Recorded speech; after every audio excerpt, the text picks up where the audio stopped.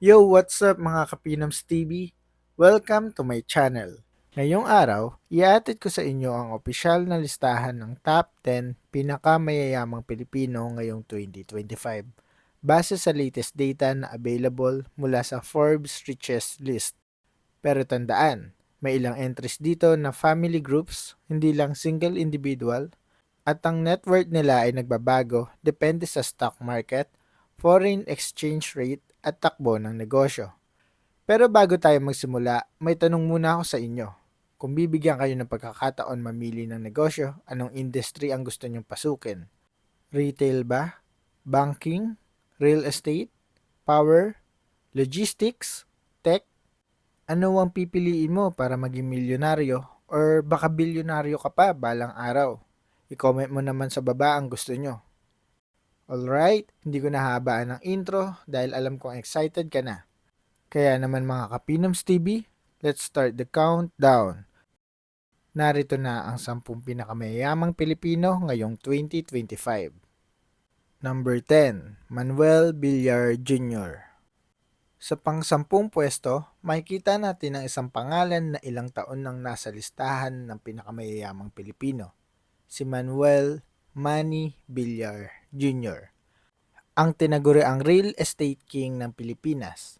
Kahit lumipas ang panahon at nagbago ang takbo ng ekonomiya, hindi pa rin nawawala ang impluensya at lakas ni Villar sa mundo ng negosyo. Ang kanyang kayamanan ay patuloy na tumataas dahil sa lawak ng imperyo na tinayo niya, mula sa pagiging simpleng negosyante sa Divisoria hanggang sa pagiging isa sa pinakamalaking land developers sa bansa. Kung iisipin mo na ang real estate ay marupok, pues nagkakamali ka. Ang Villar Group ay hindi lamang nakatutok sa pagdevelop ng subdivisions, kundi nagpapatakbo rin ng malalaking negosyo tulad ng All Home, All Day at Prime Water. Lahat ng ito ay lumago ng napakalaki nitong mga nakaraang taon. Ang kanilang expansion ay hindi basta-basta dahil halos bawat lungsod sa bansa ay may Camellia, Lesandra, Crown Asia at iba pang brand nila. Sa madaling salita, kung nauubusan ka ng matitirhan, shopping mall o home supplies, malamang may negosyo si Villar dyan. Bukod sa real estate at retail, malaki rin ang epekto ng kanyang pagpasok sa media. Ang pagkuha ng frequency na dating hawak ng ABS-CBN at ang pag-launch ng All TV ay nagbukas ng panibagong revenue stream para sa Villar Group. Kahit hindi pa kasing laki ng ibang networks, malinaw na long-term plan ang ginagawa nila at hindi sila nagmamadali. Ang ganitong uri ng disiplina ang dahilan kung bakit nananatili siyang bilyonaryo. Kung usapang lifestyle naman, kilala si Manny Villar bilang very low-key. Hindi siya mahilig magpakita ng yaman at mas inuuna niya ang business decisions kaysa extravagant living. Nakilala rin siya bilang self-made billionaire na nagmula sa hirap at ito ang isa sa mga dahilan kung bakit marami ang natutuwa at na-inspire sa kwento niya. Kaya naman, kahit nasa pang-10 pwesto siya ngayong 2025, wala itong ibig sabihin na humihina ang business empire niya. Sa totoo lang, kabaligtaran ng nangyayari. Ang Villar Group ay patuloy na lumalaki, lumalakas at mas nagiging diversified. At dahil dito, hindi malayong umakyat pa siya muli sa listahan sa mga susunod na taon. Top 9. Ramon S. Ang. Sa ika-9 na pwesto, pumapasok ang isa sa pinakamahalagang pangalan sa modernong industriya ng Pilipinas, si Ramon S. Ang o mas kilala bilang RSA. Kung may isang negosyanteng halos lahat ng sektor ay may hawak o koneksyon, ito ay walang iba kundi si RSA. Siya ang utak sa likod ng napakalaking paglago ng San Miguel Corporation. Isa sa pinaka-diversified na conglomerates hindi lang sa Pilipinas kundi sa buong Southeast Asia. Kung titingnan mo ang portfolio ni RSA, para kang tumitingin ng blueprint ng isang buong bansa. May hawak siya sa pagkain, inumin, packaging, power generation, oil refining, fuel distribution, infrastructure, at maging sa aviation. Dahil dito, ang bawat Pilipino, kahit hindi sinasadya, ay nakikinabang o nakakagamit ng produkto o serbisyo na may kinalaman sa San Miguel.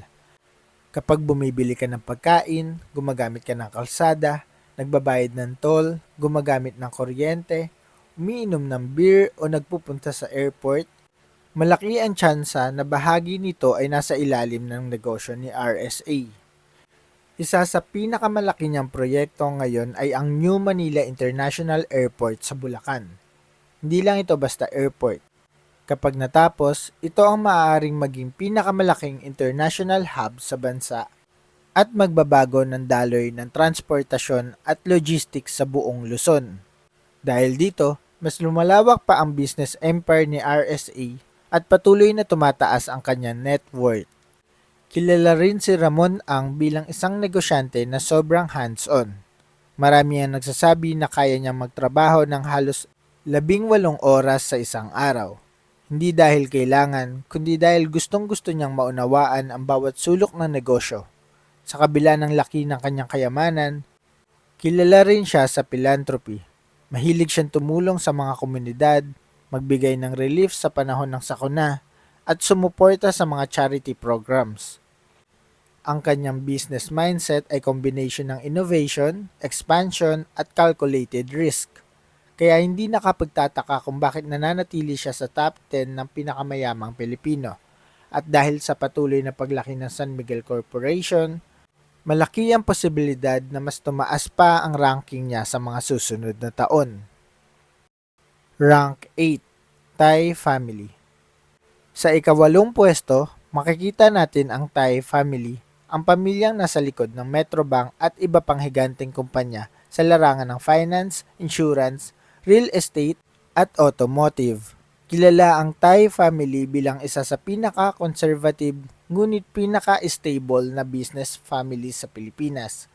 Hindi sila maingay, hindi sila showy, at kadalasan ay hindi sila lumalabas sa media, pero ang kanilang impluensya sa ekonomiya ay napakalawak at napakalalim. Ang kanilang yaman ay pangunahing nagmumula sa banking sector sa pamamagitan ng Metrobank, isa sa pinakamalaking bangko sa bansa. Kasama rin dito ang Toyota Motor Philippines na siyang nagdadala ng isa sa pinaka-popular at pinakamatatag na automotive brands sa Pilipinas. Kung titignan mo ang ekonomiya ng bansa, makikita mong halos lahat ng industriya ay dumadaan sa pera, financing, loans at insurance. At lahat ng ito ay may connection sa empire ng Thai family. Ang mga Thai ay hindi tulad ng ibang prominent business families na madalas ay nasa spotlight. Ang approach nila ay tahimik at very calculated. Ang kanilang negosyo ay lumalago ng steady at hindi pa bigla-bigla, kaya sila ay kilala sa long-term stability. Ang ganitong uri ng strategy ang dahilan kung bakit hindi sila madaling maapektuhan ng economic downturns. Kapag bumabagsak ang market, madalas ay sila pa ang nakakakuha ng opportunities at nakakapag-expand.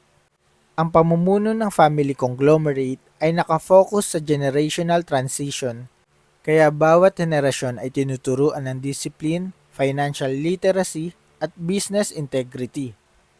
Dahil dito, kahit ilang taon pa ang lumipas, mananatili silang matatag at mataas ang ranking sa listahan ng pinakamayayamang pamilya sa bansa. Top 7. Aboitiz Family. Sa ika-7 pwesto, pumapasok dito ang Aboitiz Family, isa sa pinakamatagal na operating business families sa Pilipinas. Sila ay mayroong higit sa 1 siglo na karanasan sa negosyo at halos bawat pangunahing industriya sa bansa ay mayroong contribution ang Aboitiz Group. Ang kanilang kayamanan ay nanggagaling sa malalaking negosyo sa electricity, banking, infrastructure, logistics, food manufacturing at iba pa. Isa sa pinakamalaking sources ng kayamanan nila ay ang Aboitiz Power, na siyang isa sa pinakamahalagang power producers at distributors sa bansa. Dahil sa patuloy na pagtaas ng demand para sa kuryente, lalo na sa mga syudad at industrial zones, tumataas din ang value ng kanilang investments. Kasama rin sa kanilang portfolio ang Union Bank na kilalang isa sa pinaka-advanced pagdating sa digital banking. Dahil sa digital transformation, mas lumalakas pa ang banking sector ng Aboitiz family. Ang kanilang style sa pamamahala ay napaka-professional at structured. Kilala sila sa sustainability programs at sa pagiging forward-thinking pagdating sa infrastructure development. Isa sa mga proyekto nila na may malaking impact ay ang Apo Agua, isang water project na magbabago ng water supply system sa Davao City. Ang lifestyle ng Aboitiz family ay hindi flashy. Kahit milyonaryo sila at may global presence, they maintain a very low profile image.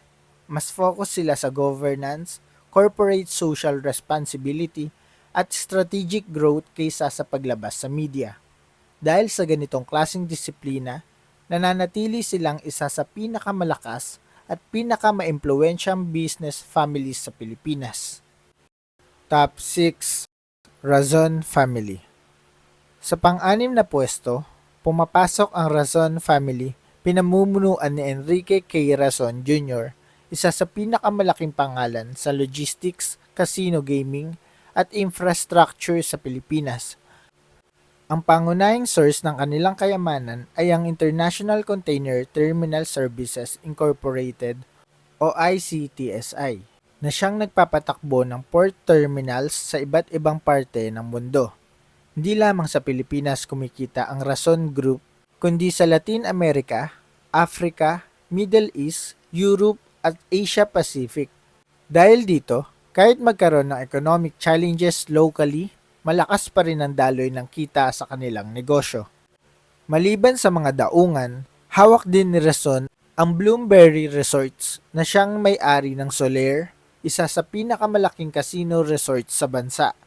Dahil sa pag-angat ng tourism at entertainment industry, tumataas din ang revenue ng kanilang gaming business.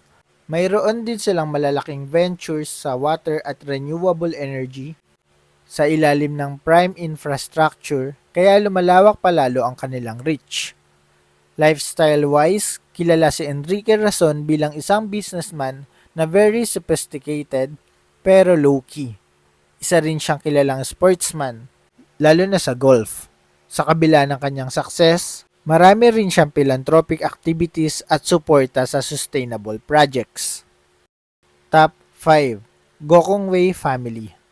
Sa panglimang pwesto, pumapasok ang Gokong Wei Family, ang pamilyang nasa likod ng JG Summit Holdings. Ang kanilang empire ay sumasaklaw sa aviation, real estate, retail, petrochemicals, at food manufacturing. Isa sa pinakasikat na negosyo nila ay ang Cebu Pacific, na kilala bilang pinaka-affordable na airline sa Pilipinas. Dahil sa pagtaas ng demand sa travel post-pandemic, lumakas muli ang performance ng airline industry. Ang Universal Robina Corporation naman ay isa sa pinakamalaking snack manufacturer sa Southeast Asia. Ang kanilang presence mula sa supermarkets hanggang sari-sari stores ay nagpapakita kung gaano kalawak ang reach nila. Samantala, ang Robinsons Retail at Robinsons Land ay patuloy na lumalawak sa malls, supermarkets at condo developments. Ang Gokong Wei family ay kilala rin sa kanilang forward-thinking mindset. Kahit pumanaw na ang founder na si John Gokong Wei Jr., nanatiling very disciplined ang kanilang business approach. Ang kanilang family governance system ay isa sa pinakamatibay sa bansa. Top 4. C. Siblings. Sa ika-4 na pwesto, narito ang C. Siblings, ang pamilya na literal na may epekto sa buhay ng halos lahat ng Pilipino. Ang SM Group ay isa sa pinakamalaking real estate, retail, at banking conglomerate sa buong bansa. Kung pumupunta ka sa mall, malaki ang tsansa na SM iyan. Kung nagbanking ka, malamang ay sa BDO o China Bank. Kung bumili ka ng groceries, posibleng sa SM Supermarket, Hypermarket o Seymour ka nag-shopping. Sa madaling salita, ang C family ay nasa puso ng consumer economy ng bansa. Ang kanilang kayamanan ay nagsimula sa isang maliit na shoe store sa Quiapo, ngunit dahil sa sipag at vision ni Henry C. Sr., lumago ang kanilang empire at naging pinakamalaking mall network sa Southeast Asia. Ngayon, ang kanilang business empire ay pinamumunuan ng kanyang mga anak tulad ni Teresita C. Coson, Henry C. Jr. at Hans C. Hindi sila flashy. Sila ang uri ng pamilya na mas pipiliing tumahimik kaysa magpa-interview. Ngunit kahit ganito sila, ramdam mo ang bigat ng kanilang impluensya dahil sa laki ng kumpanya nila. Taon-taon, milyong-milyong Pilipino ang nagtatrabaho o nagnenegosyo sa loob ng SM ecosystem. Kaya hindi nakapagtataka kung bakit napakalaki ng kanilang kontribusyon sa ekonomiya. Top 3. C. Coson Cluster. Ang ikatlong pwesto ay isang subgroup mula sa C family na pinamumunuan ni Teresita C. Coson. Siya ang pangunahing figure sa banking sector sa pamamagitan ng BDO, ang pinakamalaking bangko sa Pilipinas. Dahil sa laki ng BDO, hindi nakapagtataka na mataas ang net worth ng kanilang cluster. Sa kada loan, remittance, deposit o financial transaction, may bahagi rito ang BDO. At dahil lalo pang lumalakas ang digital banking, mas tumataas ang value ng kanilang assets.